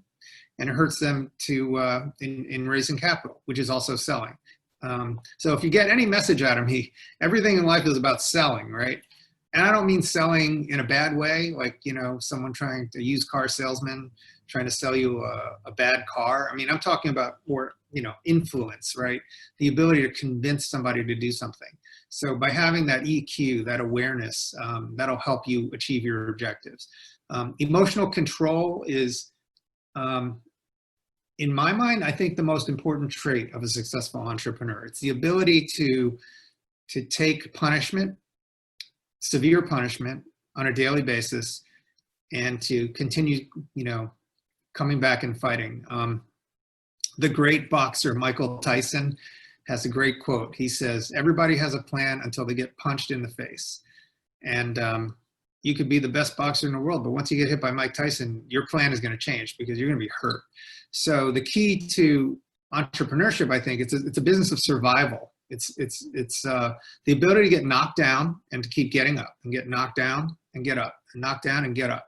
And if you have the ability to maintain your emotional control and not get too stressed out and not get too high or too low, you're at a massive advantage to other entrepreneurs, because, you know, at the end of the day, we're all humans, we're all people, right? And people are subject to all kinds of emotions and biochemical reactions in our brain, and you know, it's how we deal with adversity. And this ties back to what I said earlier about the Phoenix Fund, why we want to invest in resilient people, because if somebody's going to risk it all and move to the US and sleep on rice sacks in the back of a grocery store and then save enough money to buy the grocery store, I mean, that's the kind of person that that really has a winning mentality, and they have the drive and the resilience to succeed.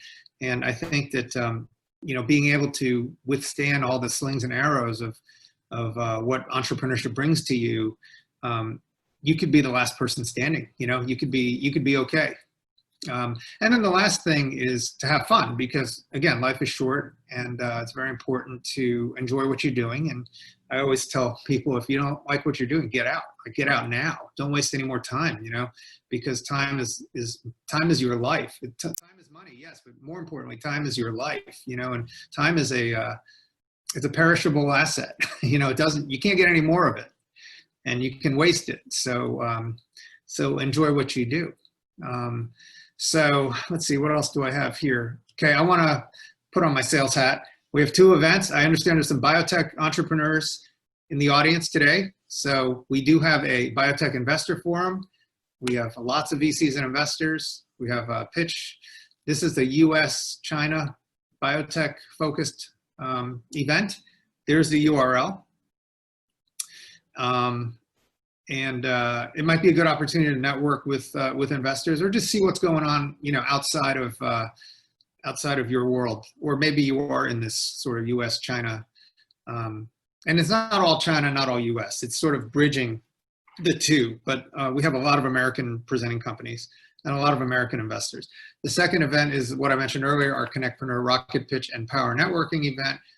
Again, that'll allow you, it's not a webinar, it's a meeting, so you will have hundreds of people on the call, and you can actually network with them using the public chat as well as the private chat, and you can go to our website for more information on that.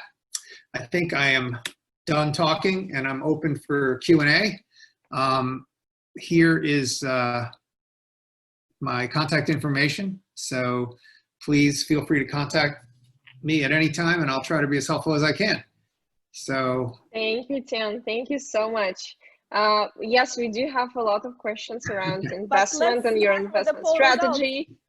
Yes, and let's look at the results of the poll. Thank you, Anastasia. Okay, so we were asking our participants, what are the main key factors to build high quality entrepreneurial ecosystem? And the options are, so the first one that got 40%, it's the startup friendly law. Second one, 18%, is good tax conditions. Third one, grants from federal and from local government. 8%, 26% voted for good universities and access to the talent from these universities. 38%, second place, voted for general attractiveness of the region, high quality of life, safety, etc., for high-level professionals. And 56%, first place, voted everything of all of the above. What do you think, Tien? What's the most important? I think it's the culture of the area, personally. I do think that quality of life is important. If you look at Silicon Valley, if you use that as sort of your model, they have high taxes in California, and they also have an expensive, it's an expensive place to live. Restaurants are expensive, hotels are expensive, houses are expensive. So I think the attractiveness is important, but it has to be attractive financially to someone moving there to be able to afford what's going on. But I think it's the culture. I think it's having the openness, having that sort of DNA of the region. And, you know, because if you have a culture of an area, it sort of feeds on itself and everybody sort of buys into that culture, or it rubs off on everybody. So, you know, my thought is that, you know, if you can create some kind of a culture of a winning mentality, culture of success, then everything else falls into place. Then people will be successful. They'll manifest their destiny. They will get government grants. They will attract more people. They will attract more capital. So that's just my opinion. I mean, I'm sure there are many people. I saw Steve Blank is listed as one of your speakers. He has, you know, his opinion is 100 times mine. I like that point. And again, as somebody who lived in San Francisco, it definitely has and Silicon Valley, it's very dense mentality and culture that you sense right when you arrive there. So definitely, if talking about the ecosystem, it creates the ecosystems. And I would say Russia has its own entrepreneurial culture. It's very science-backed, very technical, very much disruptive. So every single place has very strong culture. So I'm 100% agreeing with you. We have a few questions around your fund and about your investment strategy. Couple questions came from Yuri. He is asking, how fast are you making investment decision? And if you can speak a little bit about the process of making a decision. Yeah, so like I said earlier, thanks for the question, Yuri. Like I said earlier, we are a follower investor. We're not a lead investor. So timetables dictated, and the timetable and the terms are dictated by the lead investor. So if we're going to invest alongside a larger, you know, more established fund, we're going to be subject to whatever their timetable is. Why would they pick us? They would pick us because we have knowledge and contacts and in the specific space. So we can bring people, we can bring senior management talent, we can bring customers. Depending, like CRM industry, we can bring lots of customers, and we're very well known. Our advisory board and our advisors and our team are very well known in these sectors. So you know, really the speed issue is dependent on the lead investor. We can move very quickly. So you know, very quickly means, I mean, if we had to, we could probably move in a matter of days. We probably want to be more deliberate than that. You know, we're also underwriting the quality of the entrepreneur. So we may be looking at a very good deal, but if the entrepreneur, we don't view them as having the kind of traits that we want. You know, we want self-awareness, we want coachability, we want resilience, humility. You know, a lot of things that maybe a larger VC doesn't have that criteria because they're sitting on a lot of money that they need to invest. You know, we only have 50 million, so it's a small amount. So we can take our time, you know, and pick and choose. So I hope that answers your question. Thank you so much. And are there any specific type of project that your fund is hunting for? Or maybe you have a certain, one of the methodologies you mentioned is following bigger funds, but are there any other strategies that you use to find those unique companies? Yes, so we have an ecosystem of over 20,000 entrepreneurs and investors, probably 9,000 or so investors, and the ecosystem is closer to 40,000. So about a fourth of our ecosystem is investors and 3/4 are entrepreneurs and service providers. And this is an ecosystem that we've built around the CONNECTpreneur community over the last 9 years. So we see a ton of deal flow through that group. You know, we've had 400, well, almost 500 alumni presenters at our events over the last 9 years. And, you know, we've done 51 events. The one in October will be 52.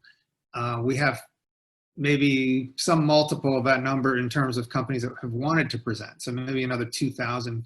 So we have like 2,500 entrepreneurs that are very close to us. So they feed us deals. We look at their deals. We will bring these deals to lead investors as well if we like them. So, you know, our strategy right now, because again, we don't have tons of money to deploy. It's not like we have to go and, although we do want to have a very robust funnel at the top, we want to have a lot of deals. I mean, my guess is that for every one check that we write, we probably will be looking at least 50 to 75 companies.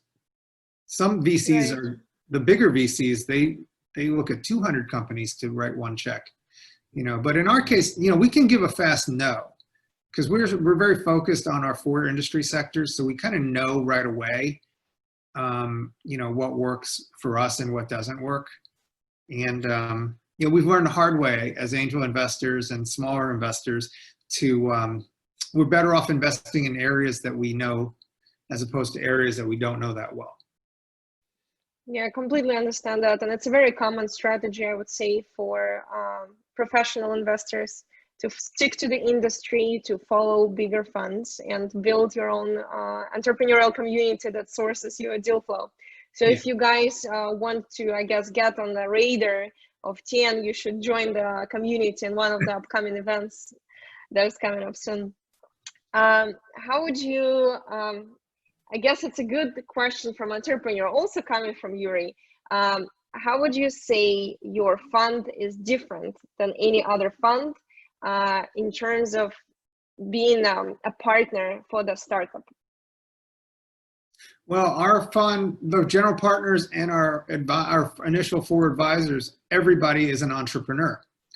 So that's a big difference. My 2 partners and I we're all entrepreneurs. So we've all built businesses, and then our 4 lead advisors are all entrepreneurs. They have all built and exited businesses, some public, some private, all technology related. And I think the fact that we understand their pain really well.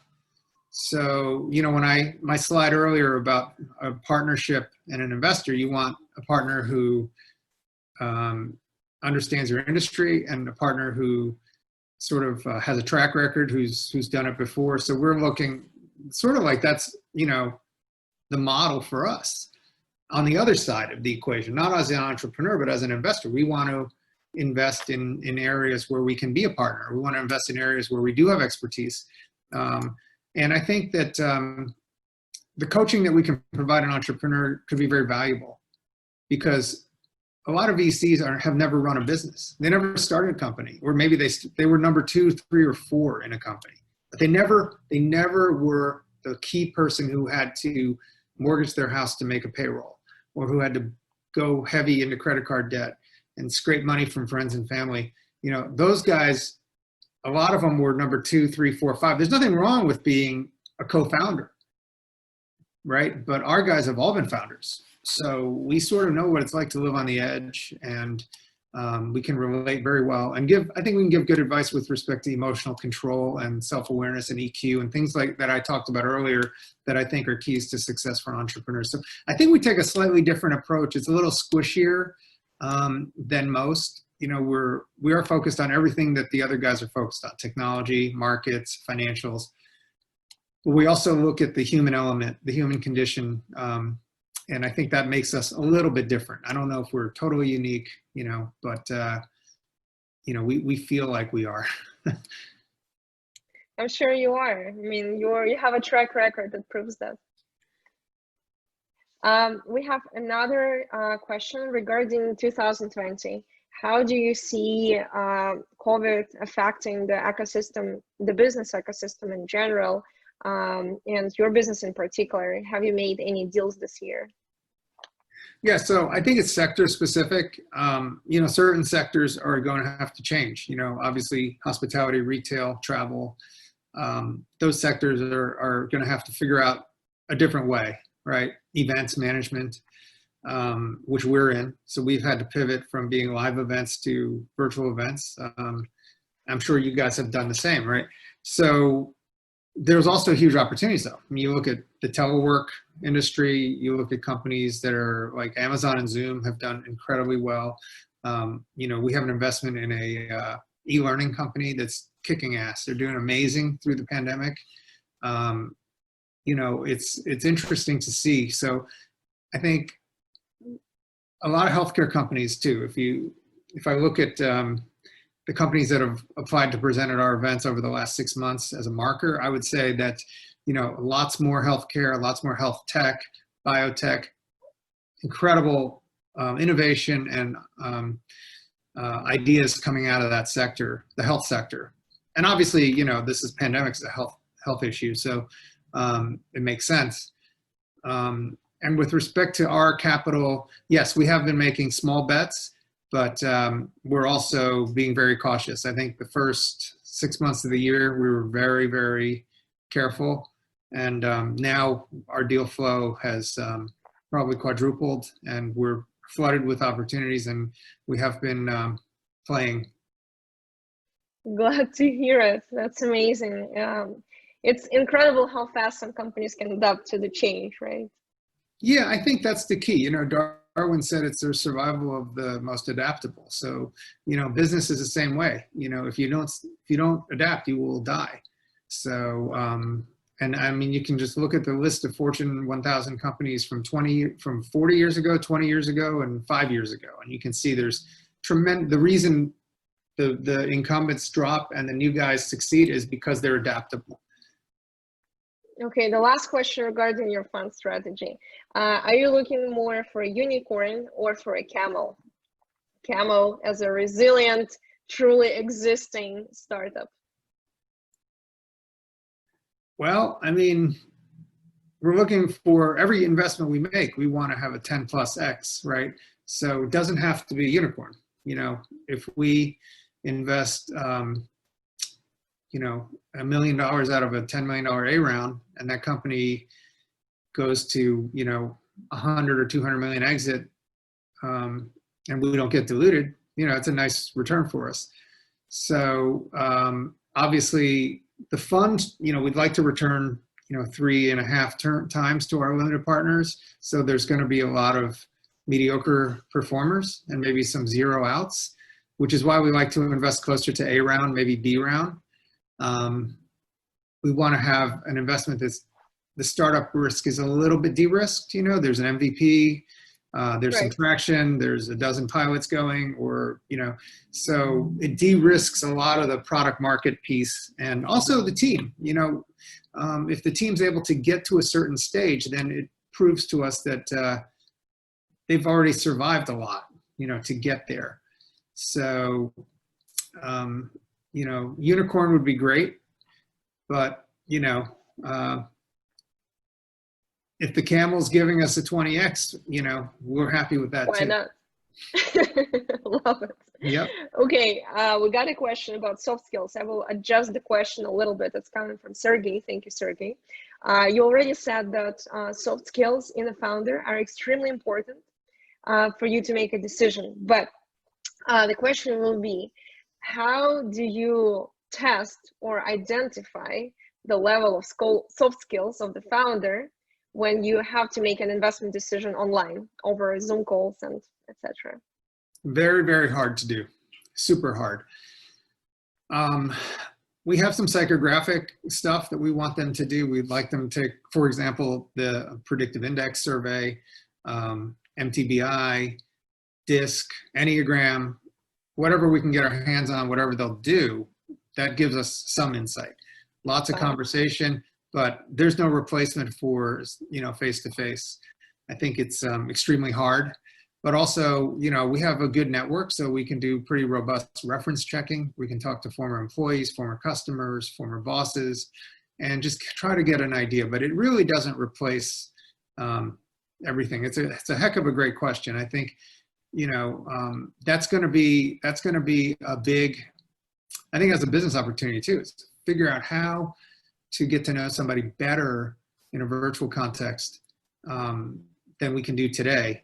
You'll never duplicate face-to-face, but how do you know, what tools can we use to get us closer to that? It's really hard, you know. That's such an interesting topic, and thank you for sharing that you have so many methods and tactics to look into that, so our founders know that it's not just about their pitch deck, it's not just about their traction and their company, it's a lot about them as individuals. And you guys will go through the due diligence of the company and through the due diligence of the personality. Yeah, I think that's going to be it's going to be a bigger diligence item now than before. Before, you know, the VC or the investor would sit down with you 2, 3, 4 times, and then they get a good feeling. Now it's like they can't sit down with you. So right. There's going to be they're going to try to figure out other ways to find out about you, basically. Yeah. Right. Thank you for that answer. And by the way, guys, if you're interested, on my Instagram, I write a lot about how VCs are making due diligence of the company and how are they trying to build that relationship. Interested, send me a note. I will send you some stuff. We have the last question to ask. What's your attitude towards crowdfunding? And would you invest in a startup that had a crowdfunding round before? Oh yeah, for sure we would. I mean, if a company's been successful with crowdfunding and have done a great job with their product and there's new customers, yes. You know, we don't really care how they get to T0. How do they get here? I mean, how they get there, I'm sure there's a million ways to get here, you know. And if crowdfunding was one way and it succeeded, then more power to them, you know. I think crowdfunding is great. It's another access to capital. It is, we have a crowdfunding platform. It's the CONNECTpreneur Capital Access Platform. It's in partnership with a securities firm in California called Bausted & Company, as well as Sutter Securities. So companies generally raising more than 5 million, even as low as 3 million, can list their product or list their company on our website. It's called the Flash Funders Platform. You know, and our partners are registered broker-dealers, so they can help raise capital in a compliant manner. And you get access to their network of 40,000 investors and our network of between 9 and 15,000 investors. So it's sort of crowdfunding, you know, it's curated crowdfunding because our investors and their investors have opted in. So it's not going to be, you know, but I mean, check sizes can be very small as well. So what we're would be the minimum check size in your? I'm a big fan of crowdfunding. Yeah. Wonderful. I was going to ask, what's the minimum check size for your network of investors? That's a great question. And I don't know the answer to it, but I think they can get in for as little as a few $100. Nice. So it's a true, real crowdfunding. Yeah. Yeah. We have a company on there right now called Reverse Ionizer. They do building, amazing technology for commercial buildings. It cleans the air basically using cutting edge technology. And, you know, they're in the process of raising $5 million. So they're on our platform. They're on Bausted's platform. Bausted's platform is called Flash Funders, and ours is called CONNECTpreneur Capital Access Platform. But it's the same. It's two different platforms, but it's basically the same platform, the same network of investors. Yeah. Love it. You've built so much community. It's amazing. Our participants are extremely grateful. I think we have literally, if you can just maybe note it quickly, not to let you stay for long. The guys are asking regarding the ecosystems. Do you see any other growing, rising ecosystems besides Silicon Valley right now? In the U.S., yeah, I think LA is hot and New York is hot. LA generally, you know, the United States has been built around what they call company towns. So Detroit is a car town, right? Automobiles. New York is a advertising media town. Boston has heavy biotech, and also, you know, they have a very good IT technology background. LA has entertainment, games, entertainment. So Snapchat is there. they've done very well. So I think LA is burgeoning. New York certainly is burgeoning because they just have this huge infrastructure of companies and people and money and Wall Street and lots of wealthy hedge fund guys and other executives that are there. So yeah, I mean, I would look at New York, Boston, Austin, Texas, booming right now. Dell Computer's headquartered there, but certainly they do the South by Southwest conference every year, and it's a real interesting place. A lot of creatives are there, a lot of music, entertainment again. Seattle also, obviously you have Microsoft and Amazon, and all the little companies that came out of Microsoft and Amazon are all in Seattle. And there, you see a lot of great businesses up there, you know, everything from wireless communications to software to, I mean, look at Amazon, right? They're a e-commerce marketplace. So, and Washington, D.C. is doing very well. Amazon has selected the D.C. region as their second headquarters. We have, you know, I think it's industry specific, you know, each area, each ecosystem sort of has one or two or three very, you know, one or two or three industries that they're known for and they're very good at. Even Detroit is doing well. A lot of good engineering talent there from the old automobile days, but you're seeing a lot of technology. You know, those guys are applying their skills and technology to startups in Detroit, which 20 years ago we would have never thought Detroit, never even looked at Detroit as a potential place for startups. But yeah, I mean, they're doing well. Chicago is doing pretty well. So yeah, there are pockets. I mean, Silicon Valley is number one for sure. I mean, I would say, I don't know what's number two. New York probably two, and then you're looking at, you know, Boston, LA, Austin, Seattle, and Washington. You know, so yeah, the U.S. has some great potential areas to continue, you know, building out. Very inspiring. Thank you so much, Tien. Thank you for your time, for your knowledge, sharing your contacts. I hope our participants will get to your event and learn more about bigger ecosystem, especially China. It's another massive ecosystem for startup founders and investors. So you guys study Chinese or English and join Tien's events. Thank you, Tien. Thank you guys for having me. I really appreciate it. I think we're going to do this again, right? So it'll be great to seeing you again, Tien. Thank More you to come. Thank you guys so much. Take care. Have a good day. You too. Ребята, спасибо за вопросы. У нас Юрий просто разорвал Q&A вопросами, поэтому спасибо, классные, все реально очень классные, продуманные вопросы. Спасибо за ваши комментарии в чате. Мы будем с вами заканчивать на сегодня. Я вам напоминаю, что после этого вебинара вам появится опросник с нашим фидбэком с сегодняшним спикером. Для нас каждый раз это очень важно. Мы ждем вас в телеграм-чате с вашими вопросами и предложениями. Ждем вас завтра в то же время, в том же месте. Анастасия, хочешь что-то еще добавить? Да, я просто хочу добавить, что завтра будут снова очень интересные темы. Завтра Роберт Контрелл и его русскоязычная партнерша Надя будет говорить про регуляцию, правоприменение в бизнесе. И Джон Аткинсон во второй части сессии будет говорить про развитие стратегии и определение вашей ниши. Так что, пожалуйста, приходите, готовьте ваши вопросы по этим темам. Мы будем очень рады вашему активному участию, как всегда. И надеюсь, до встречи завтра. Ребята, всем спасибо, до завтра. Пока.